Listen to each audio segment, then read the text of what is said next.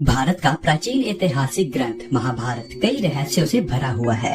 इसके प्रत्येक पात्र अपने आप में ही एक रहस्य है। महाभारत को पंचम वेद भी कहा जाता है। यह ग्रंथ हमारे देश के मन और प्राण दोनों में ही बसा हुआ है। यह भारत की राष्ट्रीय गाथा है। इस ग्रंथ में तत्कालीन भारत का समग्र इतिहास वर्णित है।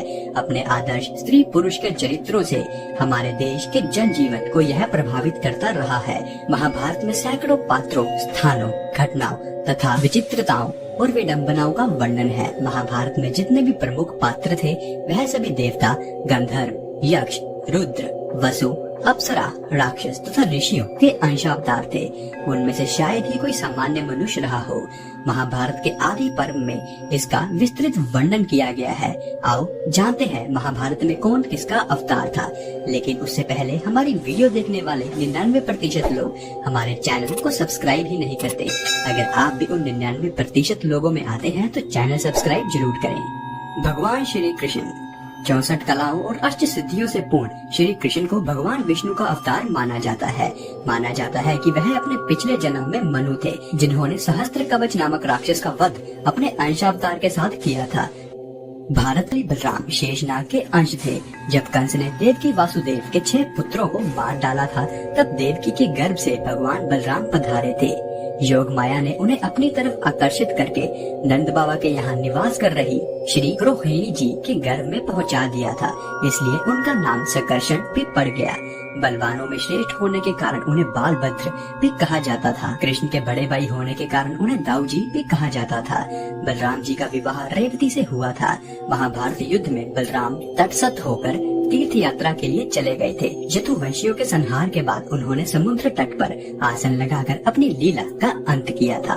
भीष्म कृष्ण के बाद भीष्म का नंबर आता है, जो महाभारत के प्रमुख पात्रों में से एक थे। द्युम्न नामक वसु ने ही भीष्म के रूप में जन्म लिया था। विशिष्ट ऋषि के श्राप और इंद्र की आज्ञा से 8 वसुओं को शांतनु गंगा से उत्पन्न होना पड़ा था।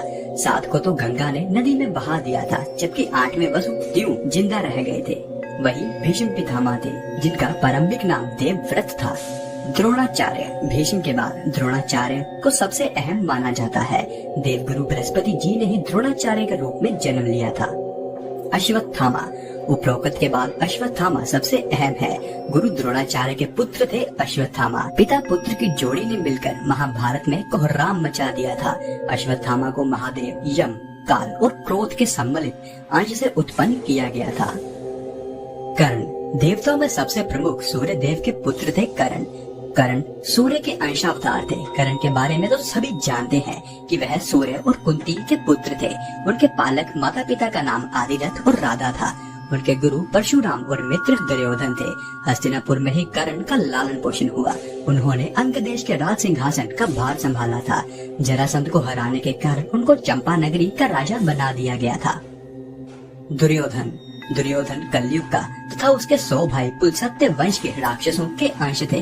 दुर्योधन हस्तिनापुर के महाराज धृतराष्ट्र और गांधारी के 100 पुत्रों में सबसे बड़ा था।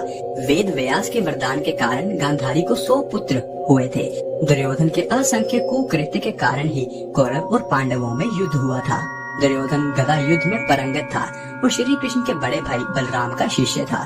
दुर्योधन ने कर्ण को अपना मित्र बनाया था। गांधारी द्वारा देखे जाने से उसका शरीर वज्र के समान हो गया था, लेकिन श्री कृष्ण के छल के कारण उनके गुप्तंग का स्थान कठोर नहीं हो पाया था, जिसके चलते महाभारत युद्ध में भीम ने दुर्योधन को उनकी जांघा से पकड़कर 2 फाड़ कर दिए थे और इस तरह दुर्योधन मारा गया था। अर्जुन इनके धर्म पिता का नाम पांडु था, लेकिन असल में वह इंद्र और कुंती के पुत्र थे। देवराज इंद्र ने अर्जुन को बचाने के लिए कर्ण के कवच और कुंडल उनसे छीन लिए थे। देवराज इंद्र एक ब्राह्मण का वेश में कर्ण के द्वार पर पहुंच गए थे और उनसे दान में कर्ण के कवच और कुंडल मांग लिए। कर्ण यह जानते थे कि वह ब्राह्मण के भेष में इंद्रदेव है, फिर भी कर्ण ने अपने दान देने के व्यक्तित्व के कारण उन्हें कवच और कुंडल दान में दे दिए। भीम को पवन पुत्र भी कहा जाता है। हनुमान जी भी पवन पुत्र थे। कहते हैं कि भीम में 10,000 हाथियों का बल था। भीम ने गदा युद्ध बलराम से सीखा था। भीम ने ही दुर्योधन और दुशासन सहित गांधारी के 100 पुत्रों को मारा था। द्रौपदी के अलावा भीम की पत्नी का नाम हिडिंबा था, जिससे भीम को परमवीर पुत्र घटोत्कच पैदा हुआ था। घटोत्कच ने ही इंद्र द्वारा कर्ण को दी गई अमोघ शक्ति को अपने ऊपर चलाकर अर्जुन के प्राणों की रक्षा की थी। युधिष्ठिर धर्मराज और कुंती के पुत्र थे। युधिष्ठिर के धर्मपिता पांडु थे और वह 5 पांडवों में सबसे बड़े भाई थे। वह सत्यवादिता और धार्मिक आचरण के लिए विख्यात थे। अनेकानेक धर्म संबंधी प्रश्न और उनके उत्तर युधिष्ठिर के मुख से महाभारत में कहलाए गए हैं। उनके पिता धर्मराज ने यक्ष बनकर सरोवर पर उनकी परीक्षा भी ली थी। द्रौपदी के अलावा उनकी देवकी नाम की एक और पत्नी थी। द्रौपदी से प्रतिविद्य और देवकी से दुध्वय नाम के उनके 2 पुत्र थे।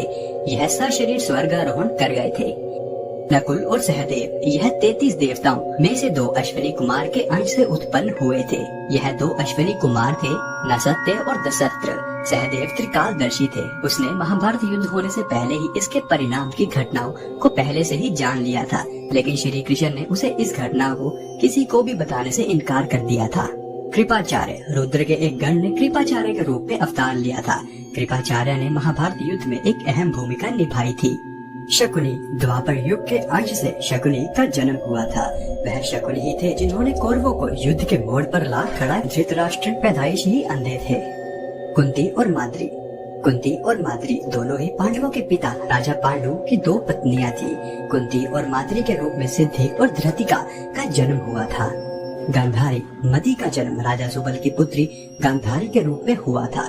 गांधारी ही शकुनी की बहन थी, जिसका विवाह अंधे धृतराष्ट्र से हुआ था। रुक्मणी और द्रौपदी राजा भीक्षक की पुत्री रुक्मणी के रूप में लक्ष्मी जी व द्रौपदी के रूप में इंद्राणी उत्पन्न हुई थी। महाभारत के अन्य पात्र अभिमन्यु चंद्रमा के पुत्र वर्चा का अंश था। मरुदगण के अंश से सत्याकी, द्रुपद, कृतवर्मा व विराट नरेश का जन्म हुआ था। अग्नि के अंश से दुष्टद्युम्न का जन्म हुआ था। विश्वदेवगण द्रौपदी के 5 पुत्रों प्रतिविंध्य, सुतसोम, श्रुतकृति, शतानीक और श्रुतसेन के रूप में पैदा हुए थे। तो दोस्तों, यह था आज का वीडियो। अगर आपको वीडियो पसंद आया है तो वीडियो को लाइक